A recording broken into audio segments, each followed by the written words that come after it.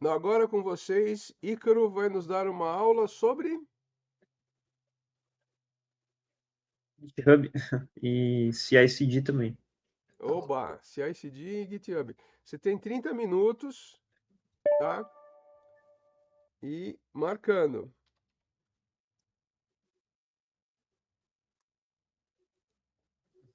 Estou conseguindo enxergar o slide ou não? Sim, Opa, tô vendo. Tá legal. Beleza. Então vamos lá. O que é o GitHub? Começando por ele. Ele é uma plataforma de hospedagem e colaboração para código-fonte. Ele é um site, então, para você estar armazenando o código-fonte, né? E também você consegue escrever comentários no código e além dele ser também uma hospedagem de hospedagem, você também tem grupos nele também com grupos e organizações também no meio dele também. Seguir. Vamos começar falando então sobre Git, né? GitHub, o que seria, em relação ao GitHub, o que seria o Git, né, de GitHub? O Git é um sistema de controle de versão que ele permite salvar as alterações do código. Então, do GitHub, o que faz, na verdade, o controle de alteração é o Git, né? Que é essa tecnologia que já é para o controle de versão de documentos, né? Não necessariamente um código. Você pode voltar para versões anteriores, e ele tem essa questão de facilitar o trabalho de equipe também, que eu vou estar mostrando por que isso acontece. Tá. E falando mais sobre o GitHub, é a plataforma que usa o Git, né? Ela é baseada em Git. Nela você hospeda os repositórios na nuvem, e nela você também tem essa colaboração entre desenvolvedores. E hoje o GitHub você consegue centralizar o código, a revisão do código e o deploy. Antes do deploy você só tinha no GitLab, né? Só que o GitHub depois ele implementou o deploy também e CI/CD também. Antes do GitHub não tinha CI/CD. No GitHub você tem uma organização. Então, basicamente, uma organização é esse espaço compartilhado utilizado para repositórios, equipes, permissões, projetos de uma empresa ou grupo. Então, geralmente, quando você faz parte de um grupo de uma empresa, você cria esse espaço para você organizar os seus repositórios do GitHub, né?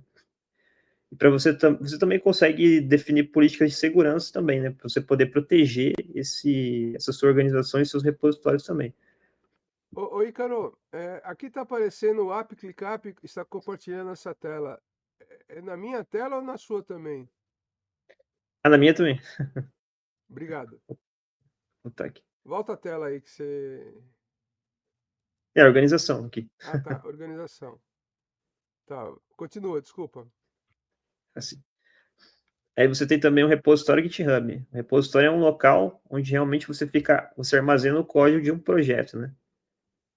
Pode ser código, na verdade você armazena arquivos, né? Pode ser código também. Geralmente código. E nele você tem o histórico do projeto também. Você tem o histórico de alterações. Sempre que você faz alguma alteração no arquivo, você sobe essas alterações para o GitHub, essa alteração ela aparece ela meio que forma uma espécie de histórico, como está mostrando aqui também, né? Tá. E aí no repositório vocês têm as branch. A branch ela é uma versão separada do projeto usada para desenvolver mudanças de forma isolada. Pode ser considerada também uma cópia temporária do projeto para trabalhar sem afetar a versão principal e uma ramificação do histórico do código. Basicamente, a branch ela vai ser uma espécie de linha do tempo do código que você pode dividir o código em diferentes linhas do tempo para você poder trabalhar de maneira separada também. Aqui no exemplo da imagem, por exemplo, você tem cada cor dessa, azul, laranja e esse turquesa aqui são branches diferentes. Você tem a branch main, hotfix, release, develop, feature e feature. Você vê que, seguindo as setas ali, você tem a branch main, aí vai uma setinha para laranja, que é o hotfix, e depois volta para ela.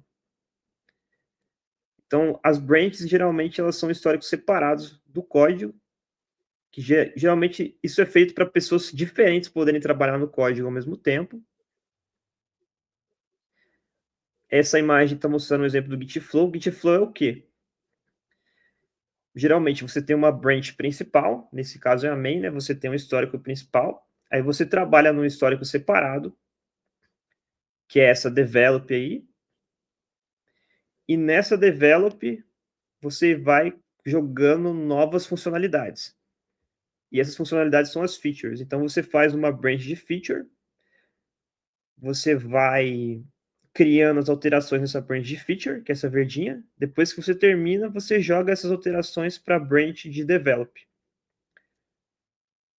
Aí, geralmente, da branch develop, você vai acumulando features nela, né? Você vai acumulando novas funcionalidades, até que chega uma hora que você quer testar essas funcionalidades. Então, geralmente, você pega o código da develop e você joga para homologação, que aqui não tem, né? Aí alguém vai estar validando e testando esse código. Aí depois, por último, você joga para main, né? Que é geralmente onde está o código principal, que geralmente também está ligado à produção, né?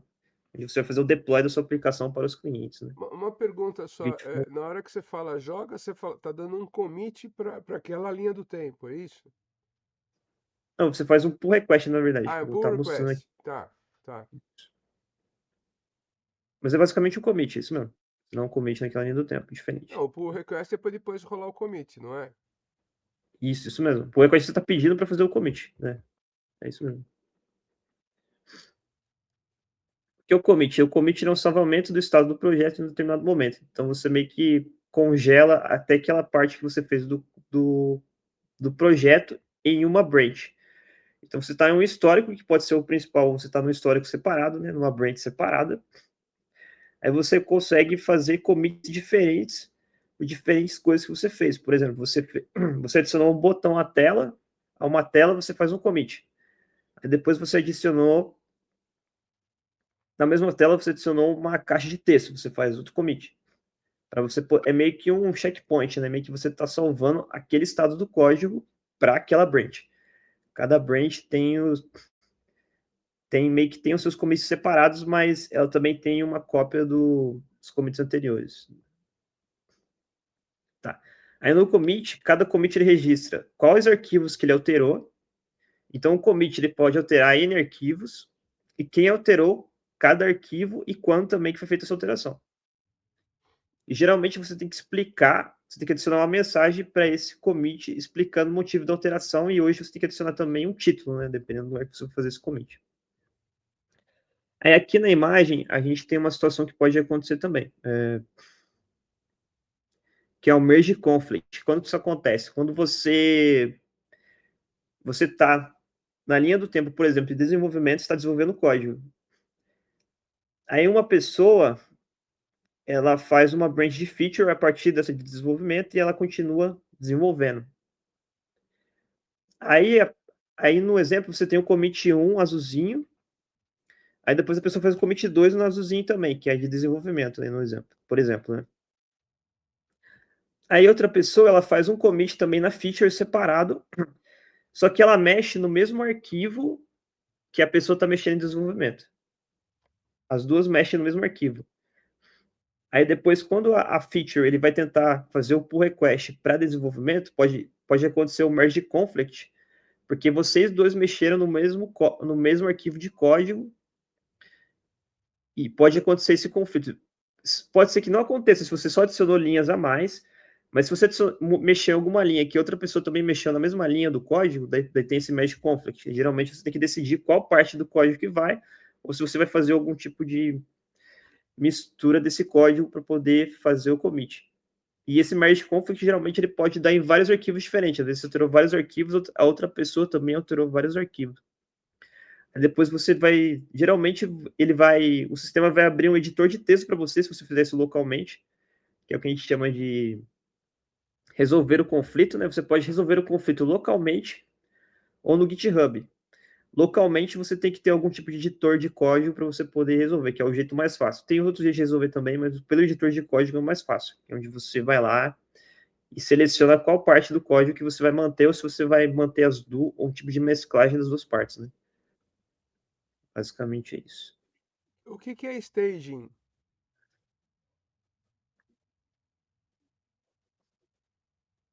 Você- Staging. É.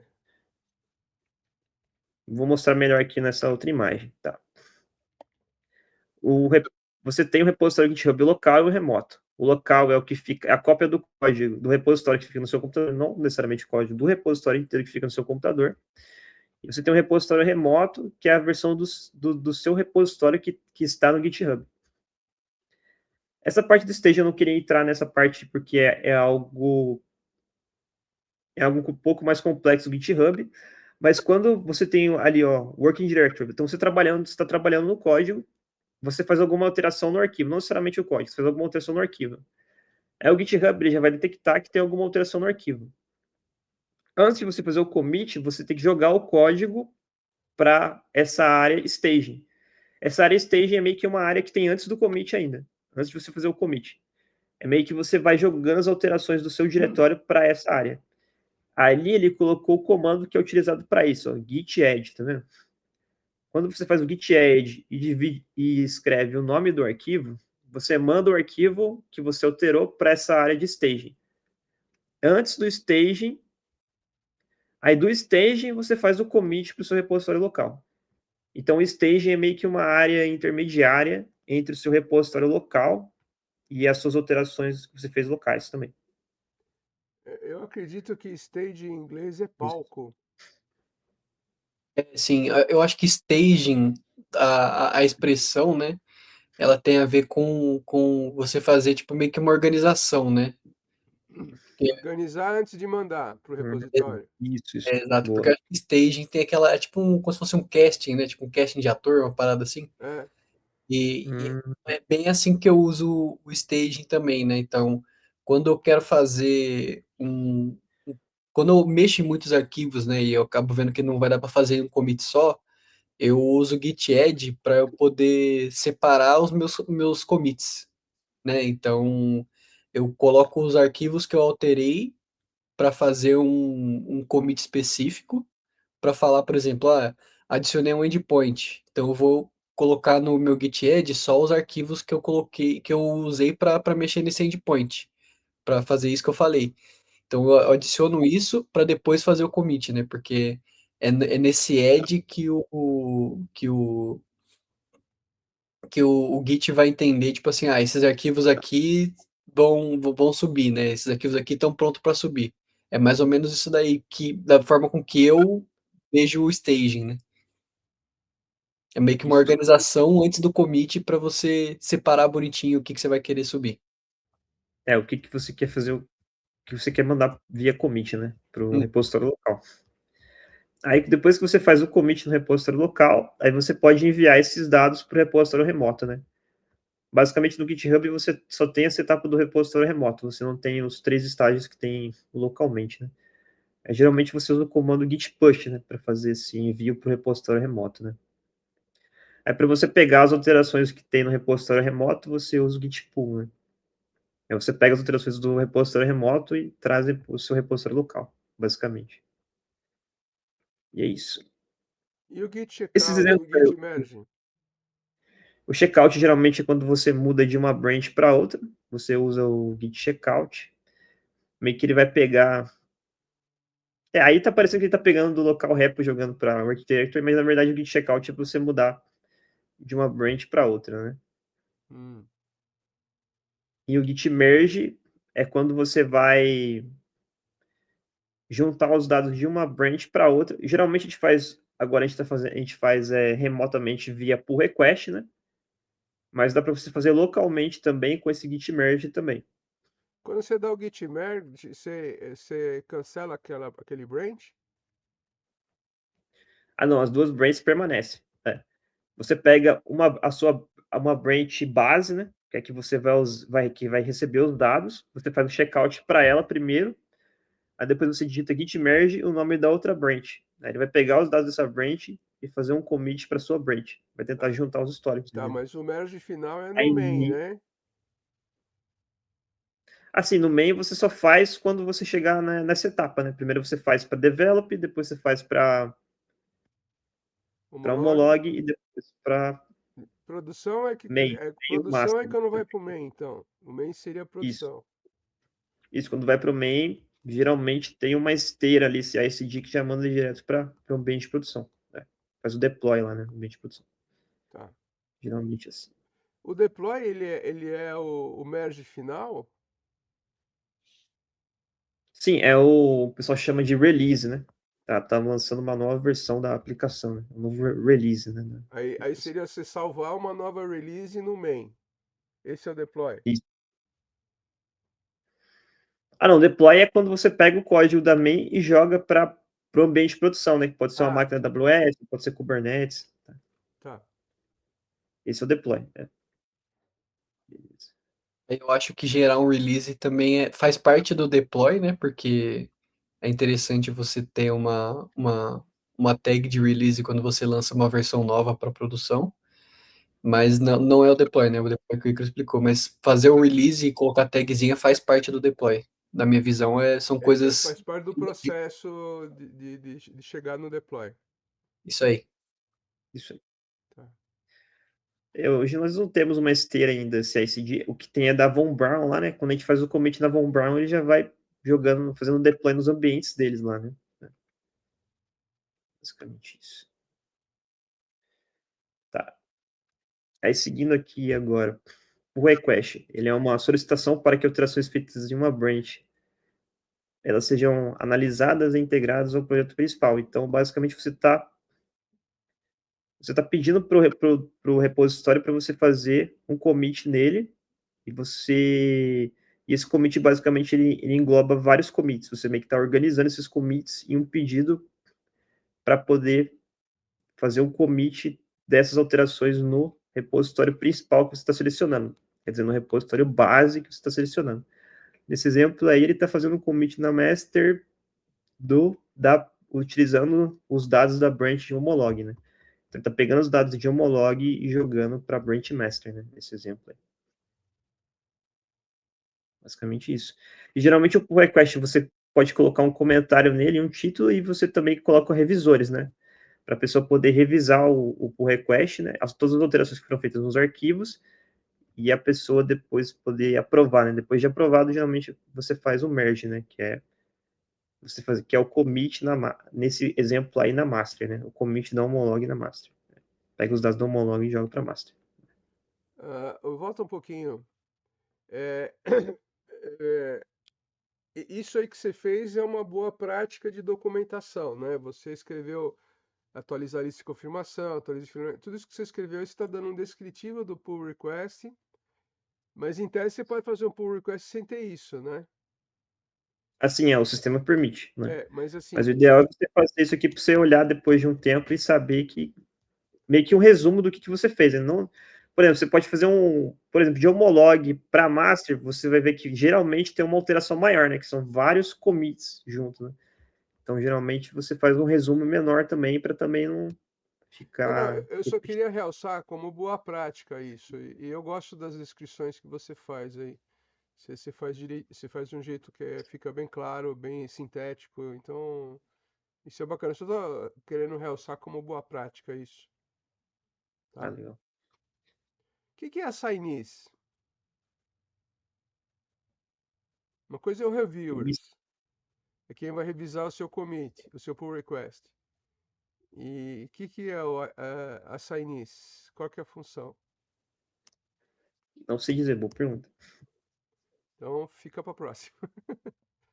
Vai, continua essa aula, meu. Tem labels também, tá.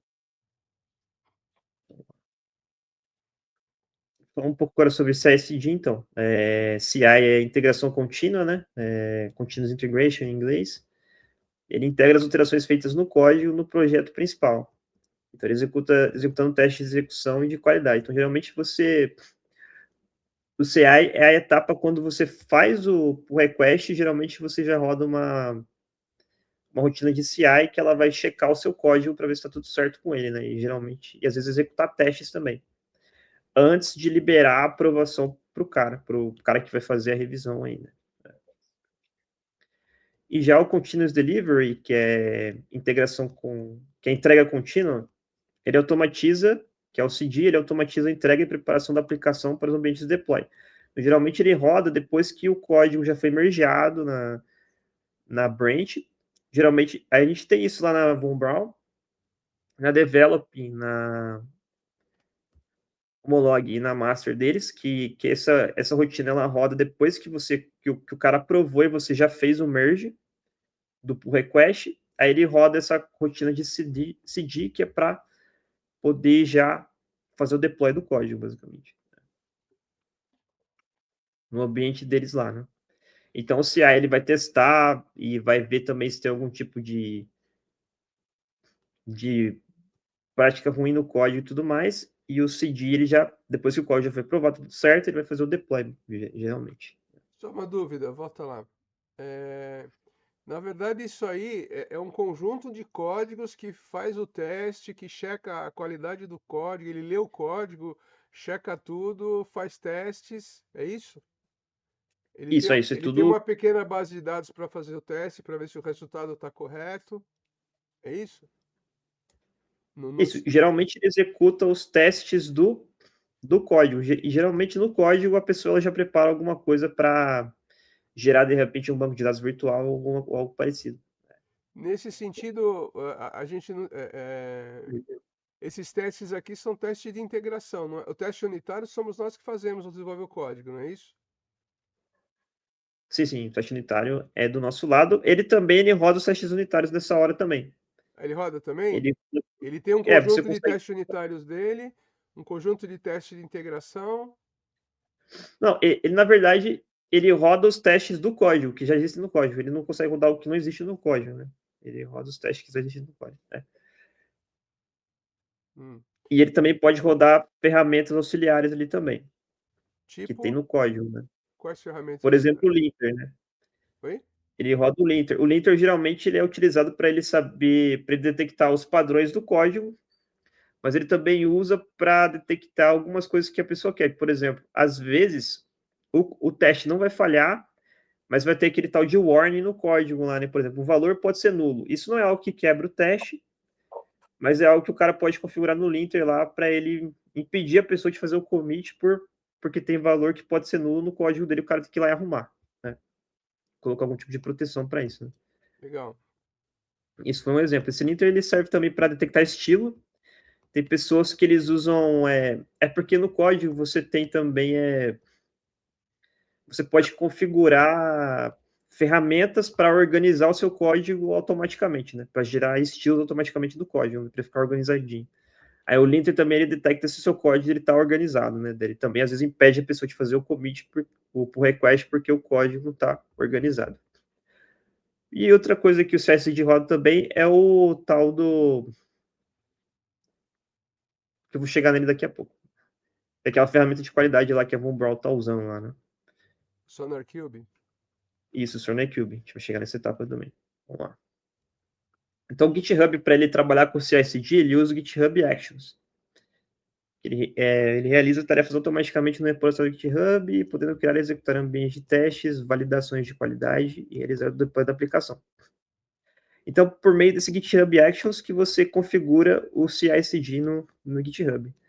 Aí você tem que criar os arquivos para você poder, para o GitHub Actions poder ler esses arquivos e executar as aplicações, né? Que pode ser essa checagem ou deploy, né? Nesse caso aí do exemplo aí, eu acho que já é a etapa on push, acho que já é a etapa do deploy já. Primeiro ele tá vendo aí build cargo fit application, tá construindo a aplicação, aí depois ele faz deploy to local K-trees. K-trees deve ser o Kubernetes deles lá. Né?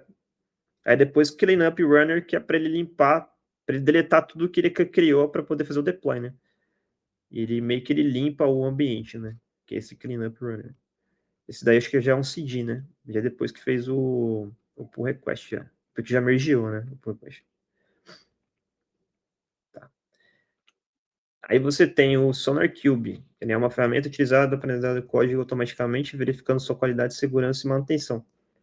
Geralmente, ele vai estar rodando na etapa de CI, né? Então, ele é uma ferramenta de qualidade de código que ele já tem um banco de dados já com, os padrões de qualidade para diferentes linguagens de programação. e padrões de design também. Então, ele consegue detectar no seu código problemas de segurança, code smells, né? Code smells são coisas que tem no código que pode dar problema no futuro, problemas de escalabilidade ou pode causar bugs no futuro, né? Deixa eu E ver você se eu também entendi. consegue configurar, né? Deixa eu ver se eu entendi. Smell é cheiro, né? Então tá cheirando mal, é isso? Algo que tá cheirando mal no Isso mesmo. código? Isso mesmo. O livro do Clean Code, ele fala isso, né? Code smells, né? São coisas, são más práticas no código que podem causar problemas no futuro, né? Você tem um exemplo dessa má prática? Por exemplo, você não dá nome muito bem dado para variável, em vez de você chamar a variável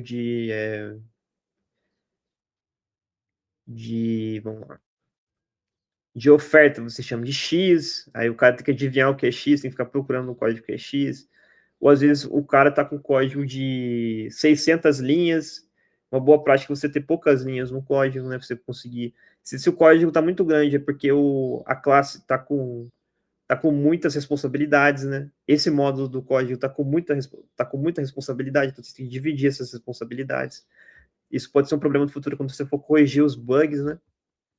A questão do nome, se você não souber dar nomes para variáveis corretamente, isso pode ser um problema quando você for corrigir bugs também. Você pode saber o que a variável é hoje, mas daqui a 2 meses, 4 meses, você não vai saber o que é. Ou também, quando outra pessoa for ler esse código, a pessoa não vai saber o que está acontecendo ali. E também, um bad smell também que tem de dependências também. O código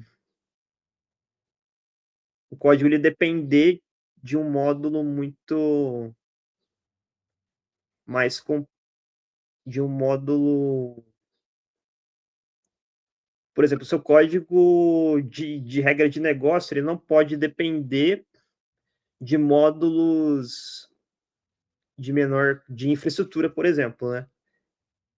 A infraestrutura que ela tem que depender da regra de negócio. Geralmente, todo o seu código tem que depender da regra de negócio. Esse é um dos problemas também. São vários códigos mesmo. Isso daí é algo mais de arquitetura de sistema. E aí tem a ver com Mas, o Domain Driven Design, né? assim, né? Também driven design, basicamente. Aí Eu no acho que nesse SonarQube caso, também, perdão, pode falar, a aula é sua. assim, aí no SonarQube também, ele tem o que a galera chama de Quality Gate, tá? Que são regras existentes no SonarQube que definem a cobertura mínima de testes, quantidade máxima de bugs, vulnerabilidades, ou se ele bloqueia ou não PR. Então, basicamente, o editor vai definir essas regras, né, que o SonarQube, o SonarQube ele já tem umas regras padrões lá que você pode definir para ele poder verificar a qualidade do código, se você vai ou não bloquear o PR. Então, pelo SonarQube, você pode usar ele apenas como uma ferramenta de análise do código. Você não precisa bloquear o PR da pessoa, né? Só pode falar para a pessoa, esse código está com N problemas, né?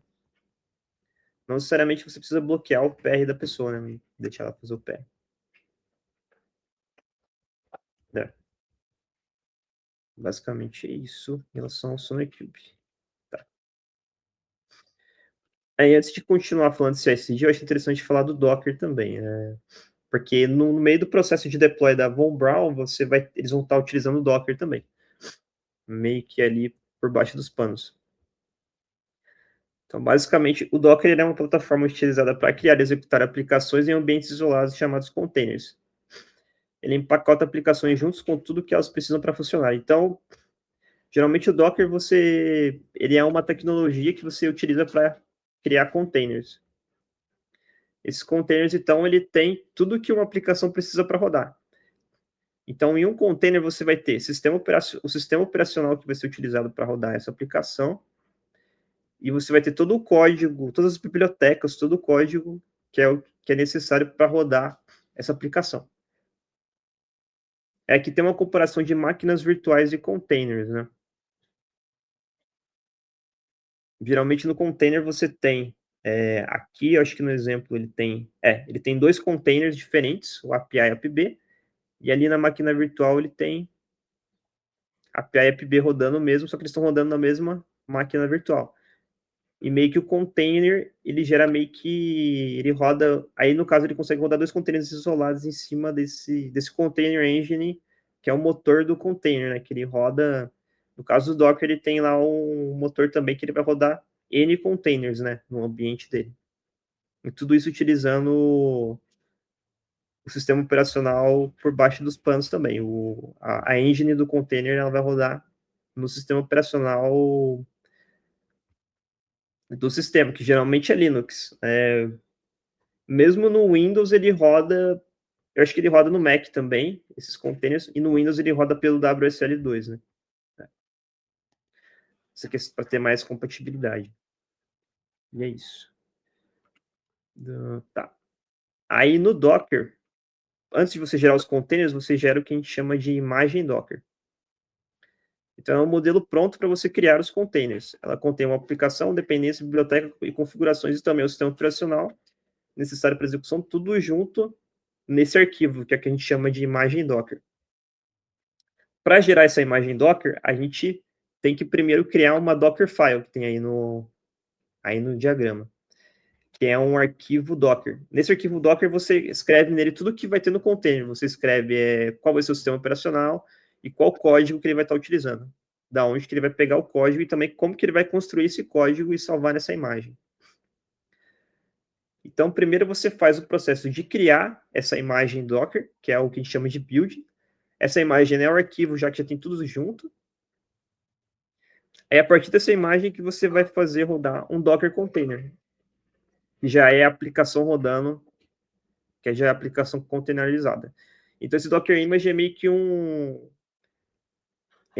é uma imagem do sistema, basicamente. É meio que uma imagem que você está fazendo do sistema. E essa imagem você vai utilizar meio que como você vai utilizar meio que como padrão para criar esse Docker Container. Isso. Tá. Aí no AWS você tem o ECR, que é o Elastic Container Registry, que é onde você vai registrar essas imagens Docker.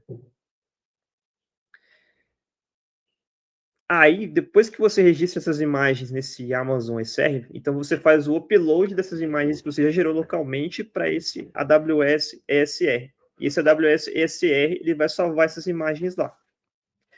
Aí essa imagem, como você pode ver no container, você tem aí no diagrama, você tem a etapa Run Containers. Essa imagem, ele pode rodar ela no Amazon ECS, que é um sistema de containers da Amazon, que você pode rodar containers separados, ou ele pode rodar essas imagens também no EKS, que é o sistema de Kubernetes da Amazon. Para você utilizar o Kubernetes localmente, você também tem que subir a imagem em algum tipo de sistema online também. Aí a Kubernetes ela vai baixar essa imagem desse sistema online. Nesse caso, a Amazon AWS ela tem o próprio sistema online dela, na nuvem, para salvar esses containers, que é o ECR. Aí, a partir do ECR, depois você vai rodar esse container ou no sistema de containers da Amazon ou na Kubernetes da Amazon, basicamente. Tá. Aí, nesse ponto, é interessante falar sobre Kubernetes também. Então, ele é uma plataforma usada para gerenciar containers automaticamente em larga escala. Então, ele pode iniciar containers, reiniciar containers com falha, distribuir cargas, escalar aplicações, atualizar aplicações separadas do sistema, gerenciar múltiplos servidores. Então, o Kubernetes ela é utilizada para você gerenciar esses containers. Deixa eu ver se eu tenho aqui. Tá. Aí aqui na imagem a gente tem um exemplo aqui de como o usuário ele pode acessar esse painel de controle da Kubernetes via CLI ou via algum tipo de interface. Aí a Kubernetes ela gera o que a gente chama de pods. Cada pod pode ter N containers dentro dele. E cada pod geralmente é um tipo de unidade de deploy da aplicação. Que geralmente quando você vai fazer uma aplicação você divide nessas unidades. Vamos falando melhor sobre pods aqui. Então o pod é a menor unidade executável da plataforma. Eles podem conter um ou mais containers Docker relacionados. Geralmente você coloca num pod todos os containers que são bem relacionados um com o outro, que eles são bem acoplados. Você tem geralmente você vai colocar um container dentro de um pod. porque você tenta colocar sempre a menor unidade de trabalho nesse pod. Mas existem também pods que podem ter mais de um container, que quando um sistema é muito grudado no outro, eles têm que rodar juntos, você geralmente coloca eles junto dentro do pod. E quando você coloca o container dentro do pod também, você pensa em escala também. Você pensa por exemplo, se eu tenho uma aplicação que roda nesse pod, se eu fosse duplicar essa aplicação para atender a mais clientes, o que seria interessante duplicar? Se essas aplicações aqui elas têm que se duplicar juntas, então elas têm que ficar no mesmo pod. Basicamente é isso. No Cargo Fleet a gente tem um pod para cada. Deixa eu ver. Tá. No Cargo Fleet hoje a gente tem um pod para cada sistema. A gente tem um pod para o sistema, para o módulo API, perdão, um pod por módulo. Você tem um sistema para o módulo API back-end e a gente tem um pod. Isso que está acontecendo no Kubernetes da Von Braun hoje. A gente tem um pod para o Auth Server, né, que é de autenticação. A gente tem um pod para o DB Migrator, que é o que faz a migração do sistema. A gente tem um pod para o front-end e um pod para o Redis e outro pod para o Postgres. Ah, não, o Postgres acho que ele roda numa rede separada, numa máquina EC2 lá, mais barata. É. Isso do lado da Von Braun. Você pode ter essa execução híbrida aí. E na Kubernetes você consegue também fazer balanceamento de carga e tudo mais. Então, quando você tem N aplicações lá, você pode configurar Kubernetes para, se tiver N requisições, ou se estiver usando muita CPU de um pod, ele vai lá e duplica ele e cria pods duplicados para atender essa demanda dos clientes, né? Fazendo essa distribuição de carga. É claro que o código ele tem que suportar essa duplicação, né? Não é todo código que suporta essa replicação, né? E ele também detecta, você pode colocar algum tipo de... Isso vem do Docker, na verdade. No Docker você pode colocar sistemas para sinalizar que aconteceu alguma falha e você tem que derrubar esse container Docker e subir um outro no lugar dele, porque aconteceu alguma falha irreversível lá, você tem que matar ele. Você pode configurar essas coisas também. Aí o Kubernetes ele detecta a falha, ele pode detectar a falha de um pod automaticamente, derrubar ele e subir um outro no lugar dele, para atender o cliente sem parar, né? Para você ter essa resiliência no sistema. Né? Tá, basicamente isso. E aqui, resumindo um pouco como que funciona o CI do Cargo Fleet no site da Von Braun, aqui é um exemplo. Então, geralmente a pessoa ela cria o que acontece primeiro? A pessoa ela cria um pull request para branch master. No momento que ele cria o pull request, ele roda o CI deles lá e compila o código .NET deles, executa os testes automatizados e depois ele gera um relatório de cobertura de testes. Aí esse relatório de cobertura de testes ele manda para o SolarCube, que é o terceiro passo. O SolarCube vai lá, analisa o código e valida pelo Quality Gate para ver se está tudo certo. Dando tudo certo, ele vai para a próxima etapa, que daí ele compila o front-end do Angular, executa os testes automatizados, coleta a cobertura e validação do lint também. E depois ele manda tudo isso para o SonarCube analisar para ver se está tudo certo. Se tiver certo, ele segue para a sexta etapa, que é liberar o pull request para ser aprovado por alguém. Então ele falou, ó, tá ok, eu analisei todo o código, tá certo, então pode ser aprovado por alguém da Von Braun. Ele pode ser revisado e aprovado. Tá. Aí o CD é depois que ele já é aprovado e mergeado, aí ele inicia a etapa de CD lá na Von Braun. Que ele inicia automaticamente essa pipeline no GitHub Actions, as aplicações são compiladas, as imagens Docker são geradas, aí depois essas imagens Docker são publicadas no Amazon SR, né? Que é esse sistema de nuvem dos containers lá na Amazon. Aí depois o Kubernetes ele realiza o deploy da nova versão da aplicação utilizando as imagens publicadas no SR. Então ele tem um Kubernetes rodando lá na AWS que ele faz esse deploy das aplicações. E daí o último passo, ele cria os novos pods da Kubernetes com a nova versão do sistema. Tá. E aí eu falei que existe um pod por módulo. Você tem um pod que é o API, outro DB Migrator, Auth Server e o front-end. Aí faltou o Redis também. Né? Acho que tem um pod de Redis lá também. E é basicamente isso, né? para Acabou? apresentação de teste também. Isso, né? Põe um The End no final, assim, só pra. Ah, sim, geralmente tem. Conclusão. Ai, ai. Ícaro, eu gostei muito da sua apresentação. Você está de parabéns aí pelo trabalho. Ah, e eu acho assim que isso é legal. É, isso era exatamente o que eu estava precisando para entender lá o projeto com a Von Braun, tá? Eu só não entendi muito bem a diferença de VM e containers.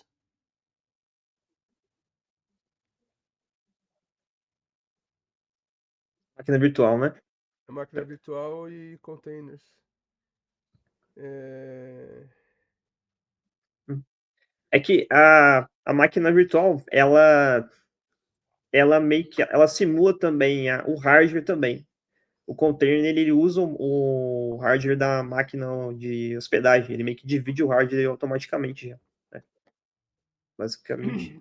Com a VM eu posso ampliar a memória, espaço em disco e tudo mais automaticamente. Com o container não, é isso? Ah, não, o container meio que ele já manda automaticamente, né? Você configura lá no arquivo. A VM meio que ela é mais fechada em relação a isso, né?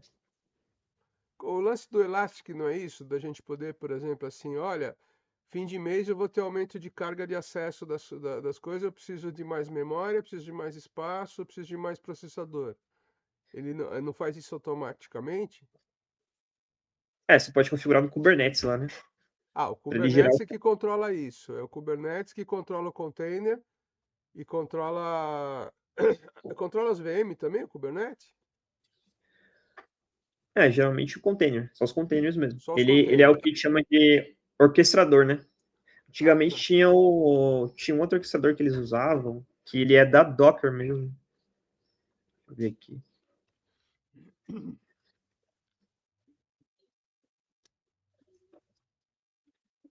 Mas quando você fala de containers, você tem o que a gente chama de. Era o Docker Swarm, que é esse orquestrador, né? Que ele pega, que ele controla, que ele gerencia N containers, né? Antes a Docker tinha o Docker Swarm, mas aí tem essa. Depois criaram essa aplicação do Kubernetes, aí hoje a Docker ela meio que tem uma integração com o Kubernetes, né? Ela geralmente recomenda para você usar o Kubernetes hoje em dia, né? Que ele é mais robusto, né? Tá. Só uma dúvida que ficou. Você falou que o Postgres roda no EC2 porque o EC2 é mais barato, né? É, Tem alguma Isso foi o implicação? que eles falaram, basicamente. Oi? Eu não Isso entendi. foi o que eles falaram algum dia que eu conversei com eles. Mas geralmente você tem um. Você teria um pod separado para rodar o Postgres mesmo, ou o sistema da Amazon, que é o RDS, que já é um sistema deles de banco de dados já. Na Amazon você tem esse sistema de banco de dados. Até a gente tem um banco de dados criados na AWS lá, que a gente tem que excluir depois, que está lá parado e a gente não está usando. Não sei se. Ele não deve estar gerando um custo muito alto, mas. Eu acho que a gente criou esse banco de dados lá um tempo atrás. A gente criou acho que o MongoDB, né? Que eu acho que a gente ia usar separado pro Scrapper, mas que a gente acabou não usando. Sua voz sumiu, Ícaro.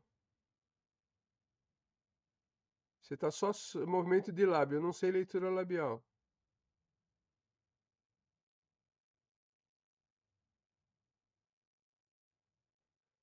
Não tô te ouvindo.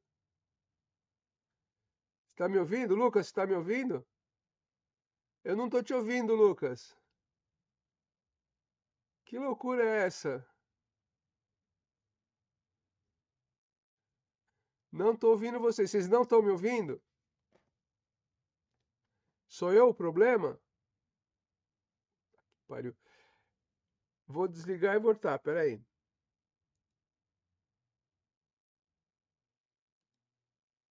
E agora? Continua. E agora? Tá ouvindo? Mas eu não tô ouvindo vocês. Peraí.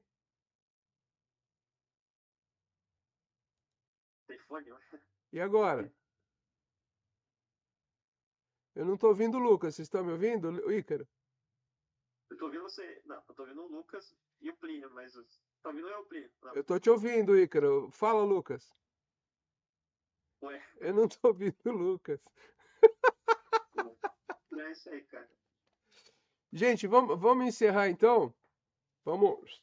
Obrigado, valeu, foi um ótimo negócio aí. Preciso cortar esse no finalzinho aqui. Tá bom? É, obrigado, obrigado. Tchau. Tá, beleza. Obrigado, pessoal. Até mais, bom trabalho.